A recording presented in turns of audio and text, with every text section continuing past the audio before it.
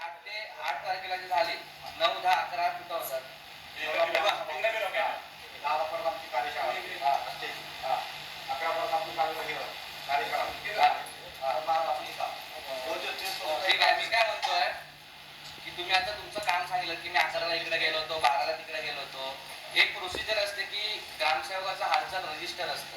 ते आपल्या ग्रामपंचायत मध्ये हालचाल रजिस्टर आहे का? हालचाल रजिस्टर म्हणजे काय की ग्रामपंचायत मध्ये जो कर्मचारी आहे किंवा जो ग्रामसेवक आहे तो आज आला का, बरं आज आला असेल तर 1 वाजता कुठं गेला, परत कधी आला, याचा नोंद केली जाते. तो हालचाल रजिस्टर ग्रामपंचायत मध्ये आहे का? का नाही? का नाही? तिकडे म्हणजे कुठे? तुम्ही काम कुठे करता? जोमडीत. मग जोमडीचं सेपरेट हालचाल रजिस्टर पाहिजे की नको पाहिजे? का नाही?